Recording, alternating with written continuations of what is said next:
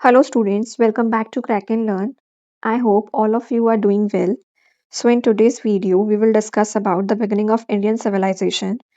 ये भी on demand topic है आपका, आप लोगों ने ही बोला था वीडियो बनाने के लिए, सो वीडियो आ गई है, तो एंड तक ज़रूर देखना इसको बिकॉज़ ये चैप्टर जो है आपके जो केवीएस पीआरटी टियर 2 के पेपर में जो सिलेबस में गिवन है, उसका सबसे इम्पोर्टेंट चैप्टर है, ठीक है? क्योंकि इसमें से आपके क्वेश्चंस बन सकते हैं कि जैसे कि कौन सी सिविलाइजेशन स्टार्टिंग में ग्रो अप हुई, ठीक है? कैसे अर्बनाइजेशन प्रोसेस हुआ, कैसी टाउन प्लानिंग थी, कैसा इरिगेशन सिस्टम था, टाउन कैसे थे वहाँ के, जो हायर टाउन था उसको क्या बोलते थे, जो लोअर टाउन होता था वहाँ कौन रहता था, तो ये सब क्वेश्चंस आपको देखने को मिल सकते हैं। इस सिविलाइजेशन को और किस नाम से जाना जाता है, ठीक है? तो वही चीज़ें हम इस चैप्टर में देखेंगे। प्लस आपको जो इसके नोट्स हैं, वो टेलीग्राम पे मिलेंगे। आज हम नोट से नहीं पढ़ेंगे, बुक से ही पढ़ेंगे, ठीक है? क्योंकि इसमें जो जितने भी जो पॉइंट्स हैं या फिर जो ये टॉपिक जो है बहुत वास्ट है, तो उसके अकॉर्डिंग हमारा कोई भी पॉइंट मिस ना हो, तो उसको मेक श्योर करते हुए हम इसको बुक से ही अपना पढ़ेंगे, जिससे हमारी थोड़ी अंडरस्टैंडिंग भी डेवलप होएगी। अगर डिस्क्रिप्टिव पोर्शन में कोई क्वेश्चन आता है, तो वो भी हम अटेम्प्ट कर सकते हैं। प्लस एक और चीज़, टेलीग्राम पे आपको रोज़ अब वो मिल रहे हैं, जो आपका ब्रेकफ़ास्ट है, आपका लंच है और अब आपको डिनर भी मिलने वाला है। ठीक है? तो ये तीनों चीज़ आपको किस पे मिल रही है? टेलीग्राम पे और कब तक मिलेगी? जब तक आपका पेपर नहीं हो जाता। तो रोज़ ये वाले जो इमेजेस आपको मिल रही है, जितनी इन्फॉर्मेशन उसके अंदर है, आपको मेक श्योर करना है कि 5 मिनट दो अपना फ्री टाइम निकालो और उसको फटाफट तभी की तभी याद कर लो। याद ना हो, एक पेपर पे 2 बार या 3 बार लिख कर देखना, याद हो जाएगा। तो उस इन्फॉर्मेशन को तो ध्यान से पढ़ ही लेना क्योंकि मेक श्योर ये कर लेना कि वो आपको याद हो जाए। बिकॉज़ उसमें से क्वेश्चन आने की पूरी पॉसिबिलिटीज़ है क्योंकि वही जो हॉट टॉपिक्स हैं वो वाले, जिनको मैं इंक्लूड कर रही हूँ, वो वही टॉपिक्स हैं, जो आपके क्वेश्चंस जो हैं आपको मॉक में देखने को मिल रहे होंगे, ठीक है? जो क्वेश्चंस आप गलत कर रहे होंगे बार-बार। तो उन्हीं क्वेश्चंस को हम उन इमेजेस के थ्रू फटाफट याद करेंगे। तो वो सब छोड़ते हुए और हाँ, टेलीग्राम का लिंक आपको कहाँ मिलेगा? डिस्क्रिप्शन बॉक्स में, बाकी आप इसको सर्च करके भी टेलीग्राम जॉइन कर सकते हो, ठीक है? क्योंकि जो आपकी इमेजेस है वो टेलीग्राम पे मिलेगी, यूट्यूब पे नहीं आएगी। तो चैप्टर को स्टार्ट करते हैं हम। इस चैप्टर में हम देखने वाले हैं कि सिविलाइज़ेशन क्या होती है, अर्लियर सिविलाइज़ेशन कौन-सी थी इंडियन सबकॉन्टिनेंट में एंड मेजर अचीवमेंट्स क्या थी उन सिविलाइज़ेशंस की, ठीक है? और मेजर अचीवमेंट्स में हम बेसिकली वहाँ का टाउन प्लानिंग, वहाँ की रोड्स, वहाँ का स्ट्रक्चर, वहाँ का इरिगेशन सिस्टम, वहाँ का एडमिनिस्ट्रेशन, वहाँ का ट्रेड, ये सब चीज़ों पे देखेंगे, ठीक है? तो यहाँ पर एक वेल सेइंग है, like most ancient civilization of India known variously as the Harappan, Indus और Indus सरस्वती civilization। तो जो most ancient civilization है इंडिया की उसको किस नाम से जाना जाता है? हड़प्पन, इंडस या इंडस सरस्वती civilization। ये दो नाम तो आपने सुने होंगे, जो ये वाला नाम है इसको ध्यान में रखना, ठीक है? नेक्स्ट है आपका was indented remarkable in many ways और ये याद करने योग्य भी है क्यों? क्योंकि यहाँ पर एक वेल बैलेंस्ड कम्युनिटी रहती थी in which the difference between the rich and the poor are not clearing, जहाँ पर आपको रिच और पुअर के बीच में इतना कोई डिफरेंस नहीं मिलेगा।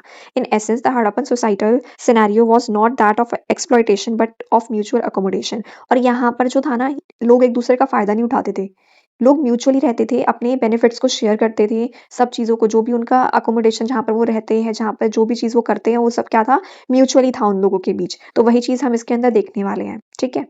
तो स्टार्ट करते हैं। सबसे पहले आते हैं सिविलाइज़ेशन होती क्या है? Civilisation the term is used for the advanced stage of human society. एक एग्ज़ाम्पल देखो, एक होता है आपका रूरल एरिया और एक है आपका अर्बन एरिया, जो सिटी वाला एरिया है। आपने देखा है रूरल एरिया में जो घर होते हैं वो कच्चे होते हैं, ठीक है? मिट्टी वगैरह या फिर जो लकड़ी वगैरह उनसे बनाए जाते हैं। जो अर्बन एरिया होते हैं वहाँ पर आपको पक्का हाउस दिखेगा। ऐसे ही रोड, जो रूरल एरिया में रोड्स होती हैं वो कैसी होती है? मड की बनी होती है, ब्रिक्स की बनी होती है। लेकिन जो आपका अर्बन एरिया है वहाँ पर रोड कैसी होएगी आपकी? जो कि आपकी कंक्रीट की बनी होती है। तो आपने एक चीज़ नोटिस करी कि जो आपका रूरल एरिया है वो अर्बन एरिया से कैसे अलग है? वहाँ की प्लानिंग के अकॉर्डिंग, कि वहाँ के लोग जो है कैसे रह रहे हैं, कैसा उनका स्ट्रक्चर है, कैसा चीज़ें वो फ़ॉलो कर रहे हैं, वहाँ का कल्चर क्या है, वहाँ की चीज़ें क्या है, ठीक है? तो उसी चीज़ के ऊपर यहाँ पर बात करी गई है कि ये एक एडवांस स्टेज है ह्यूमन सोसाइटी का। यानी कि जो रूरल वाले एरिया वाले लोग हैं और अर्बन वाले एरिया वाले लोग हैं, अगर मैं बोलूँ दोनों में कंपैरिज़न करके कौन आपको ज़्यादा एडवांस दिख रहा है, तो आप बोलोगे जो अर्बन वाले वो ज़्यादा एडवांस है। वहाँ पर फैसिलिटीज़, टेक्नोलॉजी सब कुछ ज़्यादा है, क्योंकि आपने देखा है ना, माइग्रेशन अगर होता है, तो रूरल से अर्बन में होता है, ना कि अर्बन से रूरल में होता है, ऐसे नहीं होता है, ठीक है? तो वही चीज़ यहाँ पर बात करी गई है कि जो एडवांस स्टेज है ह्यूमन सोसाइटी की, उसी को हम सिविलाइज़ेशन कहते हैं। We will consider here that civilization should have at least the following characteristics। अब civilization होने के लिए कुछ characteristics को follow करना ज़रूरी है। फर्स्ट characteristics के अंदर आ जाता है आपका गवर्नमेंट एडमिनिस्ट्रेशन, लाइक आपका प्लानिंग कैसी है वहाँ पर, किस तरीके से वर्क हो रहा है। जैसे कि इंडिया में जो आपका जैसे दिल्ली वाला एरिया होगा, दिल्ली आपको पता है हार्ट ऑफ इंडिया है। तो दिल्ली में क्या है, सब चीज़ें जो है वेल ऑर्गनाइज्ड है। गवर्नमेंट जो आपको दिखेगा, पार्लियामेंट जो है वो भी दिल्ली में है। बड़ी-बड़ी जो बिल्डिंग्स हैं वो भी दिल्ली के अंदर है। जो मेन-मेन ऑर्गनाइजेशंस हैं उनके जो हेडक्वार्टर्स है वो भी दिल्ली में है। तो आप क्या देख रहे हो इससे, जो गवर्नमेंट एडमिनिस्ट्रेशन है, जो मोर कॉम्प्लेक्स सोसाइटी है, उसको मैनेज करने का जो तरीका है वो बहुत डिफरेंट है। ऐसे ही अर्बनाइजेशन जो टाउन प्लानिंग है वो बिल्कुल डिफरेंट होएगी जो आपकी सिविलाइजेशन होगी वहाँ की। आपका क्राफ्ट वर्क, आपका ट्रेड, ठीक है? आपका राइटिंग लाइक आपका keeping records for communication and so on, आपका कल्चरल आइडियाज कि जिससे लोगों की लाइफ है उसको एक्सप्रेस किसके थ्रू करते हैं, वो वहाँ के art, architecture, literature, oral traditions, custom, social custom. आपने देखा है, अगर मैं इंडिया को दुबई से कंपेयर करूँ तो आपको मोर सिविलाइज्ड क्या दिखेगा, दुबई दिखेगा ना, क्योंकि वहां पर क्या है, वहाँ की रोड आप देखो, वहां पर कूड़ा नहीं है। इंडिया में आपको क्या दिखता है, चारों तरफ निकलते हो जब बाहर कूड़ा कूड़ा दिख रहा है। आपके जो एनिमल्स है वो स्ट्रीट पे ऐसे ही वेंडर घूम रहे हैं, ठीक है।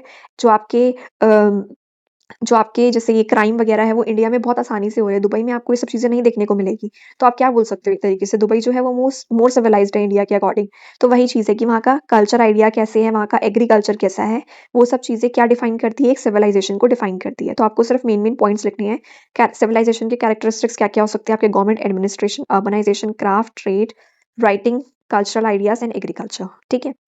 इसके बाद आता है आपका, यहाँ पर एक टर्म रह गया, हाँ, मेटलर्जी क्या होता है, मेटलर्जी से आप क्या समझते हो। तो एक टेक्निक है of extracting metals from nature. आप प्रकृति में से मेटल को निकालना, उसको प्योरीफाई करना, उसको कंबाइन करना किसी और मेटल के साथ इफ नीडेड, ठीक है, उसकी साइंटिफिक स्टडी करना, उसकी प्रॉपर्टी को जानना, ये सब क्या कहलाता है, मेटलर्जी कहलाता है। तो मेटल से याद रखना है मेटल, और मेटल से क्या है, हमको एलर्जी है, इसलिए हम उसकी क्या कर रहे हैं, पूरी स्टडी कर रहे हैं। तो साइंटिफिक स्टडी कर रहे हैं किसकी, मेटल की, तो इसे हम क्या बोलेंगे, मेटलर्जी। तो ऐसे निमोनिक्स के थ्रू हम साथ साथ याद करते चलेंगे। चलिए नेक्स्ट आता है आपका, अब हमने देखा सिविलाइजेशन तो है, लेकिन civilization begin at different times in different parts of earth. अब ये तो है नहीं कि एक टाइम पर ही सारी सिविलाइजेशन ग्रो अप हो गई, ऐसा नहीं है। जो सिविलाइजेशन है वो different different parts of world में डिफरेंट डिफरेंट टाइम पे ओरिजिनेट होती है। जैसे कि आपकी मेसोपोटामिया की जो सिविलाइजेशन है, जो कि आज इस टाइम पे आपका मॉडर्न इराक और सीरिया वाला एरिया हो गया, it happens about 6000 year ago. ये कब स्टार्ट हुई थी, 6000 साल पहले। और आपकी इजिप्टियन सिविलाइजेशन होती है वो भी फ्यू सेंचुरी लेटर उसके बाद ही स्टार्ट हो गई थी इसके बाद। तो यहाँ पर टाइम पीरियड गिवन है, आपको ये याद रखना है कि मेसोपोटामिया का सिविलाइजेशन का जो टाइम पीरियड है वो 4000 बीसीई है, इजिप्टियन का 3000 बीसीई, एंड आपका इंडस सरस्वती सिविलाइजेशन का 2000 बीसीई, ठीक है। अब बीसी और एडी में कंफ्यूज मत होना। देखो यहाँ पर एक चार्ट है, लाइक ये आपका बीसी है, इसको बना देती हूँ मैं एक बार, जस्ट अ मिनट।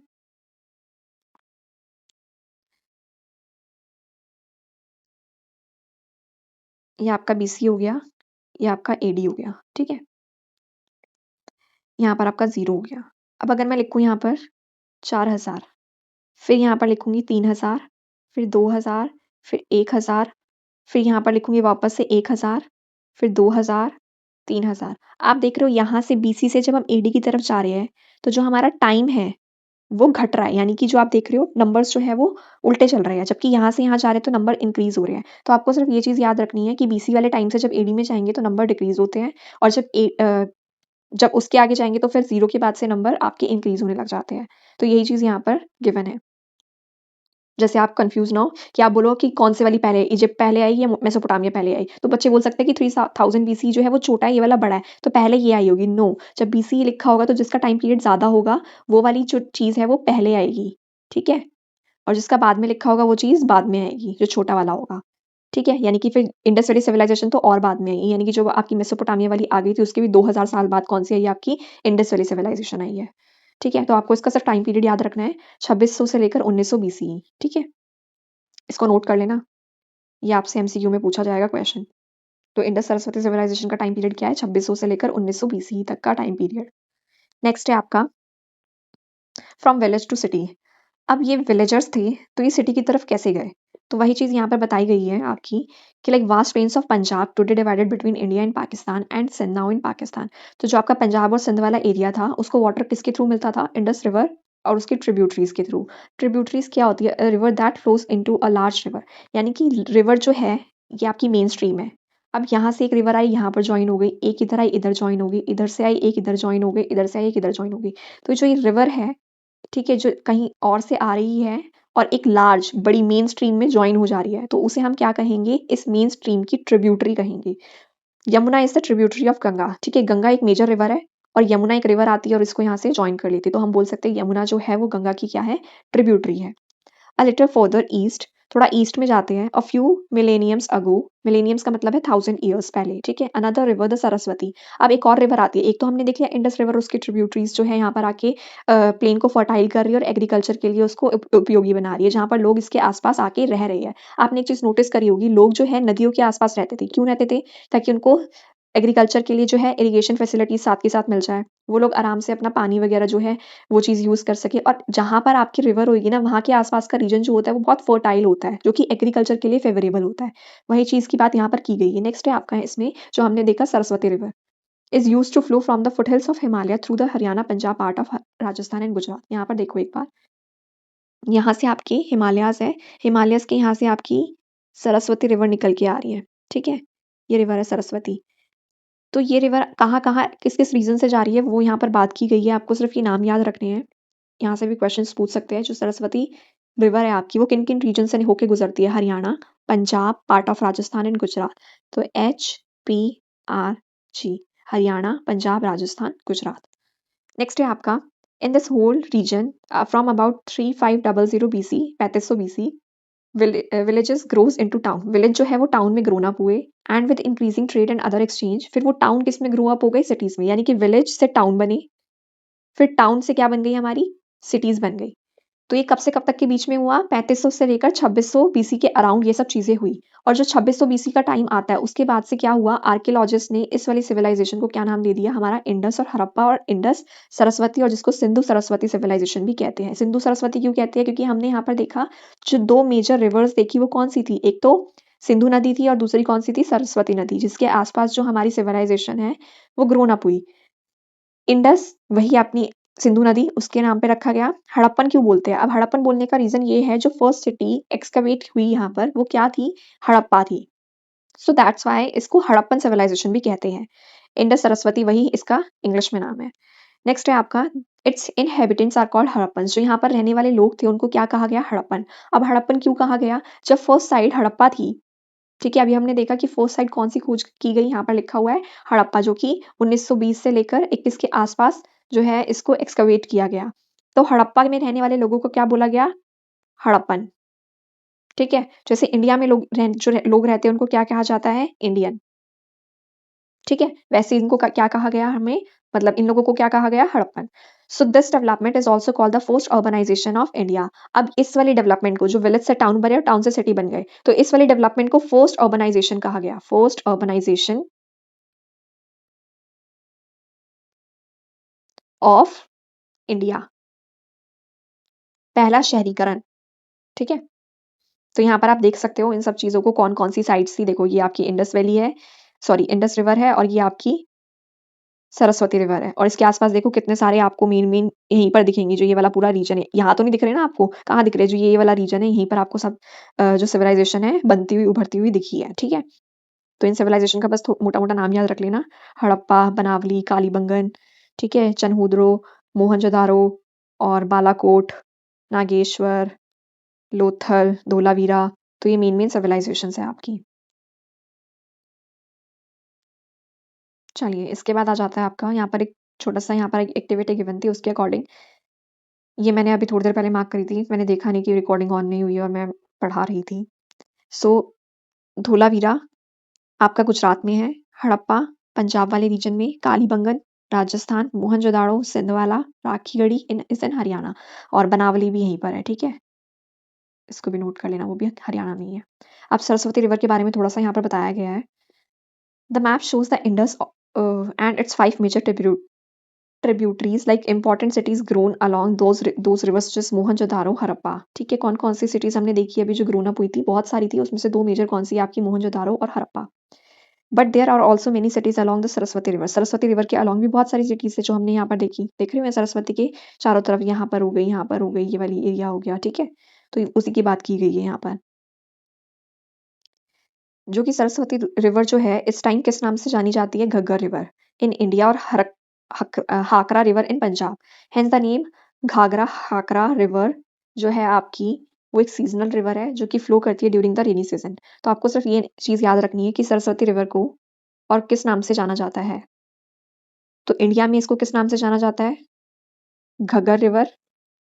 और जो आपका पाकिस्तान वाला रीजन है वहां पर किस नाम से जाना जाता है? हाकड़ा रिवर, ठीक है। और ये एक सीजनल रिवर है जो कि फ्लो किस टाइम पे करती है? रेनी सीजन के टाइम पे।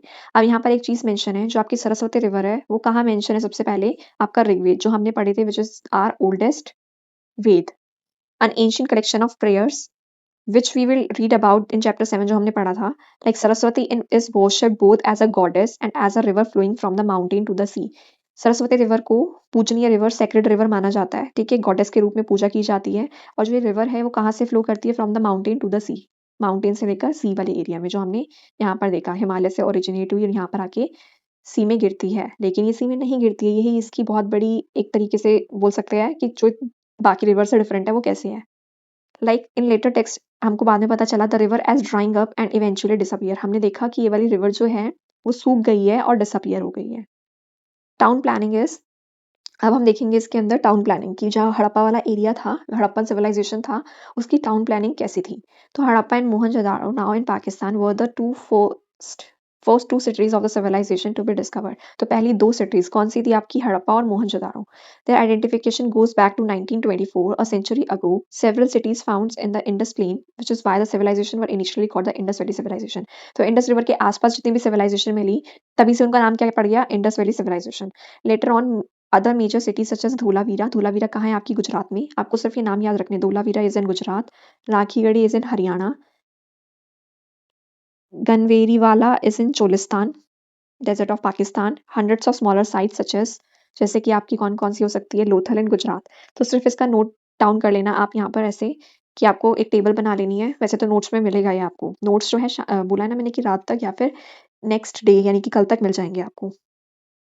तो कौन कौन सी देखी हमने? एक देखी हमने धोलावीरा, जो कि कहाँ है आपकी? गुजरात में। लोथल भी कहाँ है आपकी?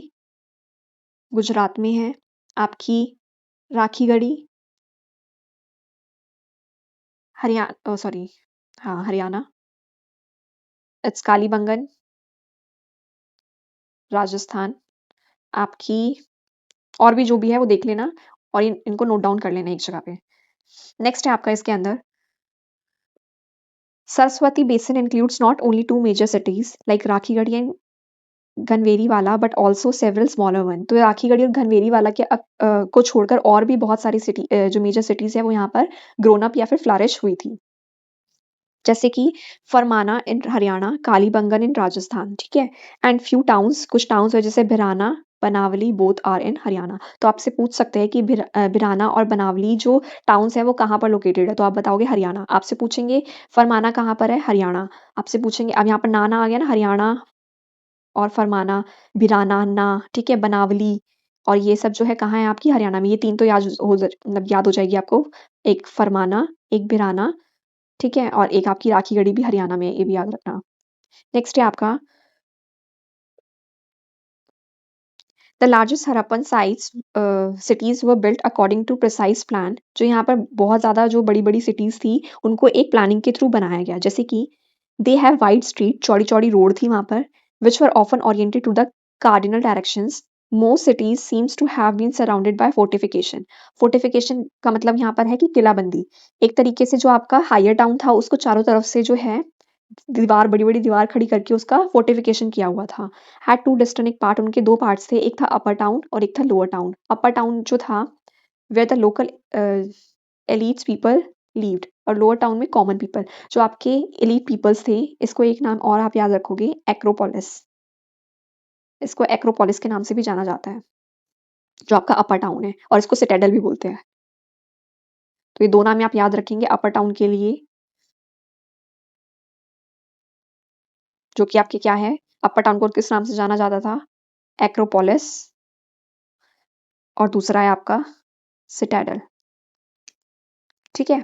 और अपर टाउन में एलीट पीपल रहते थे और लोअर टाउन में कॉमन पीपल रहते थे। The large building seems to have been used for collective purpose, for instance like warehouse, goods to be transported were store. अब जो बहुत बड़ी बड़ी बिल्डिंग जो वहां से मिली है हमें, वहां पर उसमें देखा गया कि शायद उनमें वेयर हाउसिंग पर्पस के लिए वो चीज यूज की जाती थी, ठीक है, सामान को कलेक्ट करने के लिए, या फिर जो गुड्स ट्रांसपोर्ट करने हैं हमें उनको स्टोर किया जाता था। नेक्स्ट इसके अंदर है individual houses of various size line with street and smaller lens.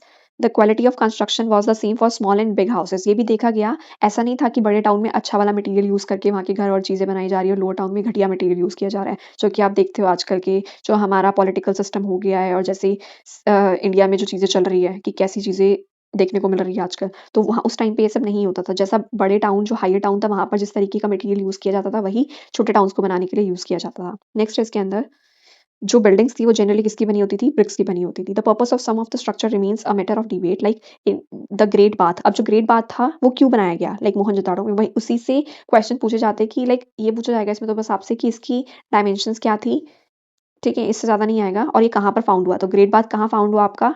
Mohenjo में, ठीक है? और ये इसकी डायमेंशंस क्या थी? 12 इंटू 7 मीटर्स। नेक्स्ट है आपका इसमें ये स्टोरी है कि लाइक किस पर्पस के लिए यूज़ किया जाता था वो ही नहीं समझ में आया लोगों को, लेकिन बाद में इसको माना गया कि इतना बड़ा जो है और यहाँ पर साइड में जो स्नान गृह के साथ में जो लाइक वो है ना आपका जहाँ पर कपड़े वगैरह चेंज करते हैं वो वाली चीज़, तो वो भी उससे पता चलता है कि लाइक यहाँ पर शायद रिचुअल बाथिंग होती थी, तो वही चीज़ इसमें बोली गई है। तो आपको ज़्यादा कुछ नहीं पढ़ना है इसके अंदर, मेन है आपका ग्रेट बाथ, कहाँ मिला मोहनजो में, कितना डायमेंशंस है इतना, ठीक है? किस लिए यूज़ किया जाता था? रिचुअल बाथिंग के लिए। अब ये भी क्यों माना गया कि रिचुअल बाथिंग के लिए यूज़ किया जाता है क्योंकि वहाँ पर जितने भी घर मिले हैं ना, वहाँ पर सब में बाथरूम्स है, तो ये तो नहीं बोला गया कि लोग अपने घर को छोड़कर वहाँ पर आके नहाएँगे, ऐसा नहीं था। तो एक माना गया कि वहाँ पर शायद रिचुअल बाथिंग हुआ करती थी। इसमें एक चीज़ यहाँ पर साइड में जो लिखी हुई है वो देख लो। फोर्टिफिकेशन क्या होता है? Massive wall surrounded a settlement और city generally for protective purpose, यानी कि किलाबंदी करना है फॉर द प्रोटेक्शन कि लाइक अंदर कोई घुस ना पाए, घुसपैठिया वगैरह एंड सो ऑन। उस टाइम पे तो होते भी नहीं थे ऐसे, लेकिन फिर भी लाइक प्रोटेक्टिव पर्पस के लिए किले को चारों तरफ से क्या किया? फोर्टिफाइड कर दिया। एलीट क्या होता है? Here the word refers to the higher layer of the society. जो उच्च वाला वर्ण था उसको कहते हैं such as the rulers, officials, administrators and often priest. जो आपके प्रेस्ट वगैरह हो गए, पुजारी हो गए, आपके रूलर्स हो गए, किंग वगैरह हो गए, आपके ऑफिशियल एडमिनिस्ट्रेटर्स हो गए, ठीक है? मंत्री वगैरह हो गए, वो सब कहाँ रहते थे? हायर टाउन में रहते थे, जैसे किस नाम से जाना जाता है? एक्रोपोलिस और सिटाडेल। नेक्स्ट है आपका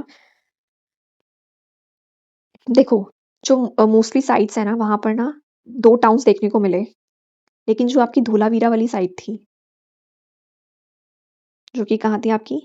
गुजरात में। वहाँ पर हमें 3 टाउन प्लानिंग देखने को मिली जिसके अंदर आपका एक मिडल टाउन भी इंक्लूडेड था। ठीक है? सिर्फ़ इस वाली चीज़ को आप याद रखोगे।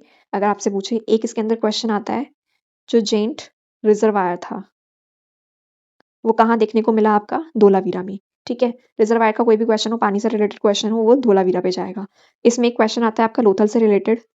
लोथल में जो है आपको डॉकयार्ड देखने को मिले थे। ठीक है? तो ये वाली चीज़ को आप याद रखिए क्योंकि लोथल भी कहाँ है? गुजरात में और आप देख रहे हो ना वहीं पर आपकी अरेबियन सी है। तो उस वजह से धोलावीरा और लोथल में जो है आपका इसमें 3 टाउन देखने को मिले थे और यहाँ पर आपका डॉकयार्ड देखने को मिला था जहाँ पर शिप आके रुकती थी। देखो ये रहा आपका मोहनजो का ग्रेट बाथ। तो देखो ये बाथिंग के लिए ये स्टेयर्स है। अब यहाँ पर देख रहे हो ये जो बने हुए हैं, तो ये कपड़े चेंजिंग रूम्स टाइप में है, ठीक है? तो यही बोला गया है कि ये शायद रिचुअल बाथिंग के लिए होता है। जैसे आपने अगर आप गए हो हरिद्वार वगैरह, तो वहाँ पर आपने देखा होगा, ठीक है? कि वहाँ पर जो पूरी नदी है और उसके अलावा जो चेंजिंग रूम्स वगैरह जो बना रखे हैं, तो वो अलग से है। तो यही बोला गया कि शायद ये पब्लिक बाथ फॉर पीपल हो सकता है या फिर bath for the royal family only हो सकता है। लेकिन इसको किस लिए यूज़ किया जाता था? रिलीजियस रिचुअल्स या फिर बाथिंग के लिए, ठीक है? नेक्स्ट है आपका वाटर मैनेजमेंट सिस्टम, ठीक है? अब ये देखते हैं Harappans gave much importance to water management and cleanliness. अब जो ज़्यादा इंपॉर्टेंस दी गई थी, जो हमको देखने को मिली वो क्या थी कि जो हड़प्पन्स थे, उनका वाटर मैनेजमेंट सिस्टम बहुत अच्छा था। They often had separate area for bathing in their home, नहाने के लिए अलग एरिया था। These were connected to a larger network of drain और वो जो जो आपकी स्मॉल जो आपकी ड्रेन्स थी वो बड़ी वाली ड्रेन से आके मिल रही थी। जैसे एक घर यहाँ पर है, एक घर यहाँ पर है, एक घर यहाँ पर है, यहाँ से नाली निकली, यहाँ से नाली निकली, यहाँ से नाली, और वो एक बड़ी ड्रेन में आकर मिल रही थी। तो उसी चीज़ के ऊपर यहाँ पर बात हो रही है। तो ये लोथल गुजरात का ड्रेनेज सिस्टम दिखाया गया है यहाँ पे, ठीक है? जैसे आपकी जो ये नालियाँ हैं, जैसे ये फॉर एग्ज़ाम्पल यहाँ से ये देखो घर के यहाँ से एक आ रही है, इस बड़ी वाली में आके कनेक्ट हो जा रही है, तो वही दिखाया है। इसके अलावा जो इम्पोर्टेंट है वो यही है कि रिजर्वायर्स क्या होते हैं, जो अभी हमने बात की, अ लार्ज नेचुरल और artificial place where water is stored, जहाँ पर पानी को स्टोर किया जाता है, जो कि नेचुरल तरीके से भी हो सकता है और आर्टिफिशियली मैन मेड भी हो सकता है, तो उसे हम क्या कहते हैं, हमारा reservoir. Dholavira in the Rann of Kutch in Gujarat, the largest reservoir measure 73 metre in length. तो मैंने अभी बताया कि धोलावीरा में आपके एक तो 3 टाउन्स देखने को मिले थे, प्लस जो यहाँ पर रिजर्वायर था, जो जब कोई भी क्वेश्चन आया जेंट रिजर्वायर या फिर रिजर्वायर से रिलेटेड, तो आप धोलावीरा को ही मार्क करोगे। और यहाँ पर आपका जो जेंट रिजर्वायर था सबसे बड़ा, उसकी लेंथ कितनी थी, 73 मीटर्स। तो इसको भी आप याद रखोगे, इस वाले पॉइंट को, 73 मीटर्स उसकी लेंथ थी। Dholavira at these 6 large reservoirs were built with stone और even cut into the rock. ये सब याद करने की नीड नहीं है इतना, सिर्फ लार्जेस्ट का याद रखना, ठीक है, 73 मीटर्स। अब यहाँ पर आता है व्हाट डिड द हड़प्पन ईट। अब वो लोग खाना क्या खाते थे, हमने क्या क्या देख लिया, वहाँ की टाउन प्लानिंग देख ली, उसके बाद वहाँ का ड्रेनेज सिस्टम देख लिया, वाटर सिस्टम देख लिया। अब हम देखने वाले कि वहाँ के लोग खाते क्या थे। तो Harappan created many of their settlement along the bank of large और small rivers. This is a local choice not just for easy access to water but for agriculture, ठीक है। अब जो वहाँ के लोग थे, हमने देखा वो कहाँ पर रह रहे थे, बैंक ऑफ रिवर, जो छोटे-छोटे रिवर्स थी या फिर बड़ी रिवर्स थी, उनके बैंक्स पे वो लोग रहते थे। तो उसका लॉजिक यही था कि ताकि उनको ईज़िली पानी मिल सके, और एग्रीकल्चर पर्पज़ के लिए जो उनकी रिवर जो है वो सॉइल को एनरिच कर दे रही थी, तो एग्रीकल्चर भी अच्छे से होएगा, प्रोडक्शन अच्छा होएगा। तो Harappan grew cereals like barley, wheat, some millets and sometimes rice in addition to pulses and a variety of vegetables. तो क्या-क्या उगाते थे वो? Barley, wheat, millet, rice, pulses और वेजिटेबल्स। तो पल्सेस क्या होती है, category of crop that includes beans, peas and lentils, जो कि हमारी दालें होती है वो बेसिकली पल्सेस में आती है, ये आपको पता होगा। नेक्स्ट है आपका they were also the first in Eurasia to grow cotton. अब जो मोस्ट इंपॉर्टेंट पॉइंट आता है वो यही आता है कि सबसे पहले कॉटन किसने उगाया, तो वो कौन थे, आपके Harappans, which they use to weave into clothes, और इसी को यूज करके वो अपने क्लोथ को वीव करते थे। Made farming tools, including the plow, some of the some of which continue to be used by modern day farmers। आज के टाइम में भी इसको यूज किया जाता है। तो यहाँ पर एक क्ले मॉडल है, और वो कहाँ का है, हरियाणा का, जो कि आपको बनावली वाली साइड से हमें मिला है। तो आपको पूछ सकते हैं कि जो ये प्लॉ है वो कहाँ से आपको मिला, तो आप बोलोगे बनावली हरियाणा, ठीक है। क्वेश्चन यही पूछा जाएगा कि ये कहाँ से एक्सकेवेट हुआ, ये कहाँ से मिला, ठीक है। जेंट रिजर्वायर कहाँ से मिला, ब्लैक बैंगल्स कहाँ से मिले। तो अगर मैं बोलूँ कि ब्लैक बैंगल्स कहाँ से देखने को मिले, आपके कालीबंगन, इसकी लिस्ट मैं प्रोवाइड कर दूँगी आपको, ठीक है, इन्फोग्राफिक फॉर्म में ही, वो आप देख लेना टेलीग्राम पर ही। दोबारा से बोल रही हूँ, टेलीग्राम जॉइन नहीं करा है, डिस्क्रिप्शन बॉक्स में लिंक है, जाके जॉइन कर लो फटाफट, ठीक है, क्योंकि इमेजेस वहीं पर मिलेगी, यूट्यूब पे नहीं मिलेगी। तो ब्लैक बैंगल्स आपका कहाँ से मिला, कालीबंगन से। कालीबंगन कहाँ है आपका, राजस्थान में। साथ-साथ याद करते चलो, ठीक है, आँख बंद करो, साथ-साथ इमेजिन किया करो कि मैं क्या बोल रही हूँ और आप लोग क्या सुन रहे हो, ठीक है। इसके बाद आता है आपका, थोड़ा-सा रह गया बस चैप्टर, फटाफट फिनिश होने वाला है, थोड़ी देर और बस। The intense agriculture activity was managed by hundreds of small rulers, sites of or villages. छोड़ दो इसको। Harappan also domesticated a number of animals for meat consumption and fished both in rivers and in sea। अब जो हड़प्पन वाले लोग थे वो animal का रेयरिंग करते थे। क्यों करते थे, डोमेस्टिकेशन क्यों करते थे, खुद के कंजप्शन के लिए और अपनी चीजों को, सामान को इधर उधर ले जाने के लिए। तो this is known from the large number of animals and fish bones have been found during excavation. अब ये देखा गया कि उस टाइम पे बहुत सारी बोन्स जो है हमें मिली है, तो वो बोन्स ऐसी तो नहीं मिली होगी, इतनी सारी बोन्स एक जगह से मिलेगी, तो इसका मतलब वहां पर वो लोग खाते भी होंगे। तो हमको पता चला उनका खाना क्या क्या था। पीछे हमने देखा वो दालें, पल्सेस, ये सब उगा रहे हैं और ये सब चीजें खा रहे हैं। इसमें हमने देखा कि वो लोग एनिमल का डोमेस्टिकेशन कर रहे हैं, क्यों, मीट पर्पस के लिए। So what did happen, cooking pot contains, तो यहाँ पर कुछ पॉट्स वगैरह, पोट्री वगैरह हमें मिली, ठीक है। तो उस पोट्री को देखकर हमें पता चला शायद वो यहाँ पर इसके अंदर जो है अपने पल्सेस को, अपने ग्रेन्स को शायद स्टोर करके रखते होंगे, ठीक है। क्योंकि हमको क्या मिला वहां पर, टर्मरिक, जिंजर और बनाना, इसके जो एविडेंस टाइप हम बोल सकते हैं, जो हमने बाद में लैब्स में जाके टेस्टिंग वगैरह की, तो उसमें इनके जो एसेंस जो है वो देखने को मिले हैं। नेक्स्ट है आपका ब्रिस्क ट्रेड। ये क्या है, Harappans were engaged in active trade not only within their own civilisation but with other also, ठीक है, आउटसाइड इंडिया। तो हमने देखा जो उनका जो ट्रेड था वो जो खुद अंदर अंदर इंडिया के अंदर तो था ही, साथ साथ आउटर सिविलाइजेशन के साथ भी था। जैसे कि they export ornaments, timbers, some objects of daily use, gold, cotton, food items. तो ये क्या क्या जो एक्सपोर्ट करते थे, एक्सपोर्ट का मतलब होता है बाहर भेजना, इम्पोर्ट मतलब कहीं से अपनी कंट्री में वापस लेकर आना। इम इम का मतलब है इन, एक्सपोर्ट का मतलब है बाहर, ठीक है, एग्जिट, एक्सपोर्ट। तो एक्सपोर्ट क्या करते थे, बाहर क्या भेजते थे, हमारे ऑर्नामेंट्स, टिम्बर्स, डेली यूज के कुछ ऑब्जेक्ट्स, जो कि गोल्ड, कॉटन भी हो सकता है और फूड आइटम्स भी हो सकता है। The most favoured ornament was beads of carnelian, ठीक है, जो सबसे जो फेवर्ड ऑर्नामेंट था उसका नाम आप याद रखोगे बीड्स ऑफ कार्नेलिन, ठीक है। इसके बारे में याद रखोगे कि ये कैसा सा दिखता है, like reddish semi precious stone found mostly in Gujarat, ठीक है। तो आपने देखा जो कार्नेलिन है कैसा है, रेडिश कलर का है, ठीक है। और कहाँ मिलता है, गुजरात में मिलता है। तो ये पॉइंट हमने देख लिया इससे रिलेटेड। नेक्स्ट है आपका Harappan crafts people develop special techniques to drill them so a string could pass through them and to decorate them in various way. तो वो क्या करते थे, इसमें बीच में ना एक छेद कर देते थे ताकि उसके बीच से ना एक स्ट्रिंग या फिर धागा वगैरह कुछ ना कुछ पास हो सके और उसको वो वेरियस डेकोरेटिव पर्पस में यूज करते थे। They also work conch shells into beautiful shell bangles which required sophisticated technique as shell is a hard material। तो शेल्स वगैरह का यूज करके मतलब सब चीजों को डेकोरेशन पर्पस से या फिर खुद के पहनने के पर्पस से यूज करते होंगे, ये सब देखने को मिला हमें। Probably include copper since these metals were not so common back home। Like what the Hadappans imported in exchange of the export। अब पहले क्या था, बार्टर सिस्टम था, और बार्टर सिस्टम में हमको पता है गुड्स के बदले गुड्स को एक्सचेंज किया जाता है। तो अगर वो ये सारी चीजें दे रहे हैं तो उससे बदले में क्या ले रहे होंगे, तो इन्होंने बोला कि शायद कॉपर ले रहे होंगे, क्योंकि उस टाइम पर जो था, जो उस टाइम पे नॉट सो इतना कॉमन नहीं था इंडिया में, वो क्या था, कॉपर था। तो यहाँ पर कुछ एक इन्फॉर्मेशन गिवन है वो देख लो। Harappans master the art of working copper a soft metal, tin is added to copper, copper में टिन ऐड किया गया।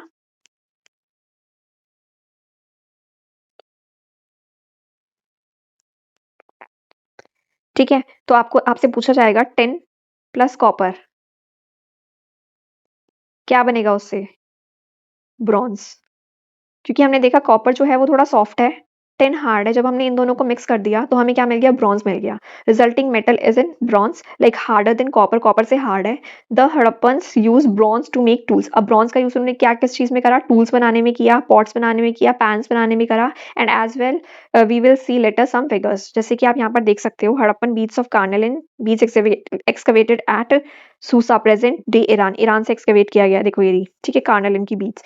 फिर है Harappans ivory comb about 7 centimetre long found on the coast of Oman, Oman से हमें क्या मिला, हड़प्पन का आइवरी कॉम्ब। तो उन्होंने क्या देखा कि यहाँ से शायद चीजें जो है एक्सचेंज ऐसे हो रही है, क्योंकि हमको दिख रहा है हड़प्पन की चीजें जो है वो कहाँ से मिल रही है, हमें ओमान से मिल रही है, ठीक है। और जो आपका ये रेड वाला जो स्टोन है जो कि गुजरात में निकल रहा था, ठीक है, जहाँ से गुजरात से हम इसको प्राप्त कर रहे थे, और वो हमें कहाँ पर मिल रहा है इस टाइम पे, ईरान में मिल रहा है। तो हमको क्या पता चला कि शायद ये इन वाली चीजों को ही एक्सचेंज कर रहे हैं, ठीक है, बार्टर सिस्टम यहाँ पर यूज हो रहा है। To conduct such a trade they use land routes and rivers and the seas for more distant destination, this is the first intensive maritime activity in India.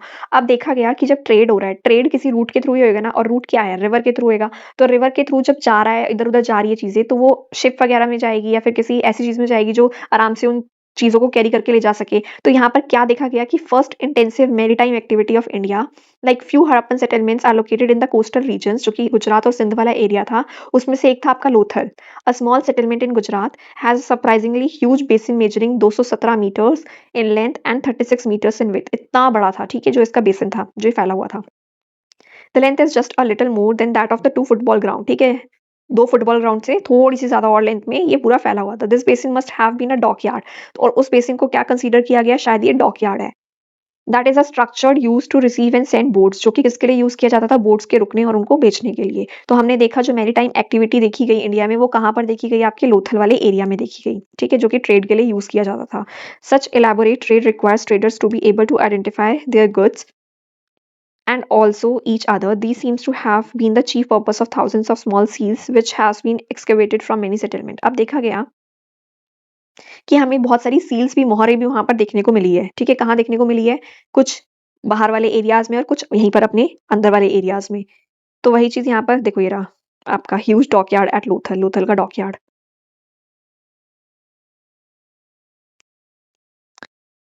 अब जो सील है, seal के बारे में आप थोड़ा सा देखेंगे कि सील जो है वो किस मटेरियल की बनी होती है, स्टीयरटाइट।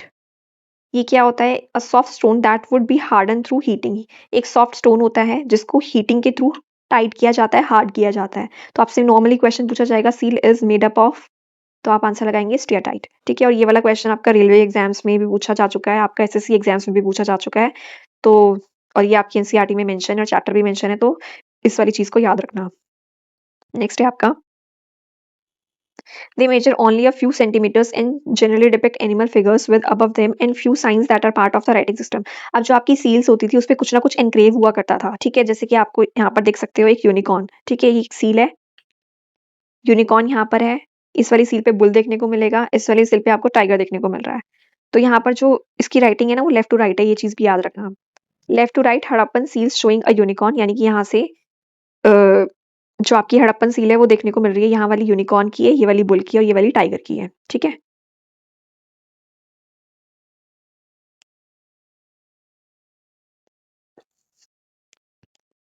अब यहाँ पर एक चीज़ आ जाती है आपकी, जो आपके यहाँ पर पोट्री वगैरह है, लाइक यहाँ पर जो इमेजेस गिवन है, इसका भी मैं आपको एक छोटा-सा इन्फोग्राफिक बना के दे दूँगी, उसको देख लेना, ठीक है? यहाँ से फिर करने की ज़रूरत नहीं पड़ेगी। तो यहाँ पर क्या है, एक ब्रॉन्ज़ का मिरर है, एक टेराकोटा का पॉट है, वो ये दोनों कहाँ से मिले हैं? धोलावीरा से, ठीक है? तो यहाँ पर होगा लाइक आपका आइटम नेम और वो कहाँ से मिला है सिटी जो जहाँ से वो प्राप्त हुआ है। तो यही फर्स्ट आपका ब्रॉन्ज़ मिरर और टेराकोटा पॉट कहाँ से मिला है? धोलावीरा से। फिर आ जाता है आपका कुछ वेट्स, ये स्टोन्स जो है वेट पर्पज़ के लिए यूज़ किए जाते थे। तो ब्रॉन्ज चिज़ल बोथ कहाँ से, ये दोनों कहाँ से मिले हैं? धोलावीरा से मिले हैं। उसके बाद आपका गेम्स बोर्ड है एक, ये रहा, ठीक है? And about 25 centimetre is in length from Dholavira, ये धोलावीरा से मिला है। टेराकोटा की वेसल है जो कि 4 सेंटीमीटर है लेंथ में, ये कानपुरा राजस्थान से मिली है। Harappans design many games and toys to keep both adults and children amused, ठीक है? बच्चों के लिए डिज़ाइन की गई थी। तो ये गेम वाला बोर्ड कहाँ से मिला है आपको? धोलावीरा। और ये कहाँ से मिली है आपको? राजस्थान। राजस्थान में भी कहाँ से? कानपुरा से, ठीक है? बाकी ऊपर वाले तो धोलावीरा ही है। इसके बाद आ जाते हैं हमारे मोदी जी, ठीक है? जो आपका है प्रीस्ट किंग। तो ये प्रीस्ट किंग कहाँ से मिले हैं? A seal showing a swastika, a seal depicting a three face deity, ये वाला जो है ये पशुपतिनाथ सील है,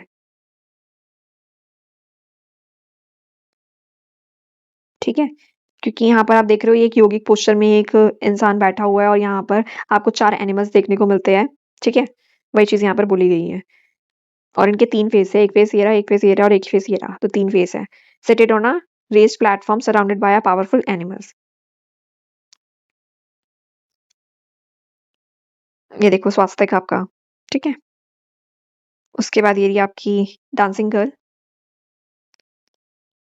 इसकी हाइट याद रखना 10.8 सेंटीमीटर, ठीक है? तो डांसिंग गर्ल का स्टैचू व्हिच इज़, और ये किससे बना है ये भी याद रखना, ब्रॉन्ज़। और जो ये थे ये किससे बने हैं आपके? स्टेटाइट, जो अभी हमने पीछे देखा एक सॉफ्ट स्टोन जो था।